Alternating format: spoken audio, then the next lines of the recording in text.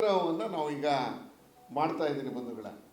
ಇನ್ನು ಈಗಾಗಲೇ ನಮಗೆ ಗೊತ್ತಿದೆ ಅನುದಾನದ ವಿಷಯದಲ್ಲಿ ಸರ್ಕಾರ ತಾರತಮ್ಯ ಮಾಡ್ತಿದೆ ಅನ್ನುವಂಥದ್ದು. ನೋಡಿ, ಸನ್ಮಾನ್ಯ ನಮ್ಮ ಪ್ರಿಯಾಂಕಾ ಖರ್ಗೆ ಅವರು ಒಂದು ಆದೇಶದ ಪ್ರತಿಯನ್ನು ಹೊರಡಿಸಿದ್ದಾರೆ ಬಂಧುಗಳೇ. ಇದರಲ್ಲಿ ಗ್ರಾಮೀಣ ಪಥದ ರಸ್ತೆಗಳ ಅಭಿವೃದ್ಧಿಗಾಗಿ ಇಡೀ ರಾಜ್ಯದಲ್ಲಿ ನಾವು 3,000 ಚಿಲ್ಲರೆ ಹಣವನ್ನು 7,140 ಕಿಲೋಮೀಟರ್ ಉದ್ದದ ಗ್ರಾಮೀಣ ರಸ್ತೆಗಳು, ಬಾಹ್ಯ ನೆರವು 3,633 ಕೋಟಿ, ಜೊತೆಗೆ ರಾಜ್ಯದ ಪಾಲು 1,557 ಕೋಟಿ ಅಂತ ಹೇಳಿ ಒಟ್ಟು ಅದನ್ನು 7,110 ಕಿಲೋಮೀಟರ್ ಉದ್ದದ ರಸ್ತೆಗಳ ಅಭಿವೃದ್ಧಿಗಾಗಿ ಅಂಥೇಳಿ ಒಂದು ಆದೇಶವನ್ನು ಹೊರಡಿಸಿದ್ದಾರೆ. ಇದರಲ್ಲಿ ಆಶ್ಚರ್ಯ ಆಗೋದೇನು ಅಂದರೆ, ಬೆಂಗಳೂರು ನಗರವನ್ನು ಹೊರತುಪಡಿಸಿದ್ರೆ ಇಡೀ ರಾಜ್ಯದಲ್ಲಿ 224 ವಿಧಾನಸಭಾ ಕ್ಷೇತ್ರದಲ್ಲಿ ಕೃಷ್ಣರಾಜ ಕ್ಷೇತ್ರದಲ್ಲಿ ಮಾತ್ರ 100% ಇದು ಅರ್ಬನ್ ಕಾನ್ಸ್ಟಿಟ್ಯೂಯೆನ್ಸಿ ಅಂತ ತೋರಿಸಿ ನಮಗೆ ನೀಡಬೇಕಾದಂಥ ಅನುದಾನವನ್ನು 0 ಅಂತ ಈ ಒಂದು ಪತ್ರದಲ್ಲಿ ಬಿಡುಗಡೆಯನ್ನು ಮಾಡಿದ್ದಾರೆ. ನಮ್ಮ ಪಕ್ಕದ ಮೈಸೂರಿನ ಚಾಮರಾಜ ಕ್ಷೇತ್ರಕ್ಕೆ 21 ಕೋಟಿ ಬಿಡುಗಡೆ ಮಾಡಿದ್ರೆ, ನರಸಿಂಹರಾಜ ವಿಧಾನಸಭಾ ಕ್ಷೇತ್ರಕ್ಕೆ 21 ಕೋಟಿ ಬಿಡುಗಡೆ ಮಾಡ್ತಾರೆ. ಆದರೆ ಅದೇ ಮೈಸೂರಿನ ಕೃಷ್ಣರಾಜ ವಿಧಾನಸಭಾ ಕ್ಷೇತ್ರಕ್ಕೆ 0 ಅನುದಾನವನ್ನು ಬಿಡುಗಡೆ ಮಾಡುವ ಮುಖಾಂತರ ಇವತ್ತು ತಾರತಮ್ಯವನ್ನು ಸನ್ಮಾನ್ಯ ಪ್ರಿಯಾಂಕಾ ಖರ್ಗೆ ಅವರು ಮಾಡಿದ್ದಾರೆ ಅನ್ನೋದು ಈ ಒಂದು ಪತ್ರದಲ್ಲಿ ಗೊತ್ತಾಗ್ತಾ ಇದೆ ನಮಗೆ. ಇಡೀ ರಾಜ್ಯದಲ್ಲಿ ಯಾರು ಅರ್ಬನ್ ಕಾನ್ಸ್ಟಿಟ್ಯೂಯೆನ್ಸಿ ಅಂತ ಡಿಕ್ಲೇರ್ ಮಾಡಿದ್ದು? ಅರ್ಬನ್ 100% ಕಾನ್ಸ್ಟಿಟ್ಯೂಯೆನ್ಸಿ ಅಂತ ಏನು DC ಅವರು ಹೇಳಿದಾರ?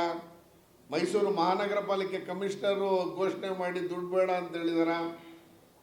ನಮ್ಮ ಕಾನ್ಸ್ಟಿಟ್ಯೂಯೆನ್ಸಿಗೆ ದುಡ್ಡನ್ನು ಕೊಡದೆ ಒಂದು ಕಣ್ಣಿಗೆ ಬೆಣ್ಣೆ ಒಂದು ಕಣ್ಣಿಗೆ ಸುಣ್ಣ ಅನ್ನುವಂಥ ರೀತಿಯಲ್ಲಿ ಮಾಡ್ತಾ ಇರುವಂಥ ಪ್ರಿಯಾಂಕಾ ಖರ್ಗೆ ಅವರ ಈ ಒಂದು ಆದೇಶದ ಪ್ರತಿಯ ವಿರುದ್ಧ ನಾನು ಈಗಾಗಲೇ ಮುಖ್ಯ ಕಾರ್ಯದರ್ಶಿಯವರಿಗೆ, ಮುಖ್ಯಮಂತ್ರಿಗಳಿಗೆ, ಸ್ವತಃ ಉಪಮುಖ್ಯಮಂತ್ರಿಗಳಿಗೆ ಎಲ್ಲರಿಗೂ ಪತ್ರ ಬರೆದು ನನ್ನ ಕ್ಷೇತ್ರದ ತಾರತಮ್ಯ ನಡೀತಾ ಇದೆ, ನೀವು ಇದನ್ನು ಉದ್ದೇಶಪೂರ್ವಕವಾಗಿ ಹಣ ಬಿಡುಗಡೆಯನ್ನು ಮಾಡಿಲ್ಲ.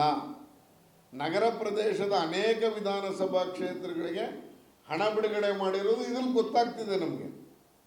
ಆದರೆ ಕೃಷ್ಣರಾಜ ವಿಧಾನಸಭಾ ಕ್ಷೇತ್ರಕ್ಕೆ ನಾವು ಮೂಡಾದ ವಿಷಯವನ್ನು ತೆಗೆದ್ವಿ ಅನ್ನುವ ಕಾರಣಕ್ಕೆ, ನಾವು ಸರ್ಕಾರದ ಸಚಿವರ ವಿರುದ್ಧ ಮಾತಾಡ್ತೀವಿ ಅನ್ನುವ ಕಾರಣಕ್ಕೆ, ಸರ್ಕಾರದ ಕಣ್ತರಿಸುವಂಥ ಅನೇಕ ವಿಷಯಗಳನ್ನು ಹೇಳ್ತೀವಿ ಎನ್ನುವ ಕಾರಣಕ್ಕೆ ಏನೋ ಗೊತ್ತಿಲ್ಲ ನಮಗೆ 0 ಅನುದಾನವನ್ನು ಕೊಟ್ಟಿರುವಂಥ ಈ ಒಂದು ಪಂಚಾಯತ್ ರಾಜ್ ಇಲಾಖೆ, ಗ್ರಾಮೀಣಾಭಿವೃದ್ಧಿ ಮತ್ತು ಪಂಚಾಯತ್ ರಾಜ್ ಇಲಾಖೆಯ ವಿರುದ್ಧ ಆ ಒಂದು ಸಚಿವರ ವಿರುದ್ಧನೂ ನಾವು ತಾರತಮ್ಯದ ಏನು ಆರೋಪವನ್ನು ಈ ಸಂದರ್ಭದಲ್ಲಿ ಮಾಡ್ತಾ ಇದ್ದೀನಿ.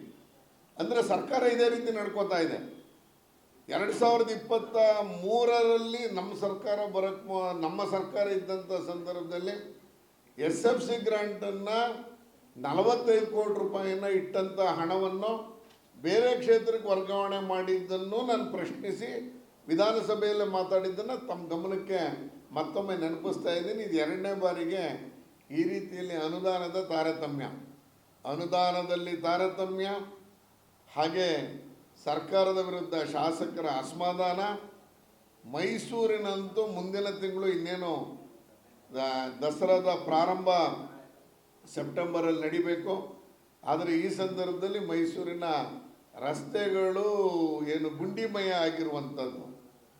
ಈಗ 19ನೇ ತಾರೀಕೇನೋ ಅನೇಕ ಪ್ರಾಜೆಕ್ಟ್ಗಳಿಗೆ ಉದ್ಘಾಟನೆ ಮಾಡಲಿಕ್ಕೆ ಮುಖ್ಯಮಂತ್ರಿಗಳು ಮೈಸೂರಲ್ಲಿ ಮಾಡ್ತಾ ಇದ್ದಾರೆ ಅನ್ನುವಂಥದ್ದು ಸುಳಿವು ಸಿಗ್ತಾ ಇರುವಂಥ ಸಂದರ್ಭದಲ್ಲಿ ನೀವು ಇನ್ಯಾವ ಪ್ರಾಜೆಕ್ಟ್ ಮಾಡ್ತಿರೋ ಬಿಡ್ತಿರೋ ಮೈಸೂರನ್ನ ಏನು ಗುಂಡಿ ಮುಕ್ತವಾಗಿ ಮಾಡಿಕೊಡ್ಬೇಕು ಅನ್ನುವಂಥ ಆಗ್ರಹವನ್ನು ಈ ಸಂದರ್ಭದಲ್ಲಿ ಮಾಡ್ತಾ ಇದ್ದೀನಿ. ಭಾಳ ವಿಚಿತ್ರ ಅಂದರೆ UGDಗೆ ಕೆಲಸ ಕೊಡ್ತಾ ಇದ್ದಾರೆ. UGD ನಾವೆಲ್ಲ ಬ್ಲಾಕ್ ಆಗಿದೆ.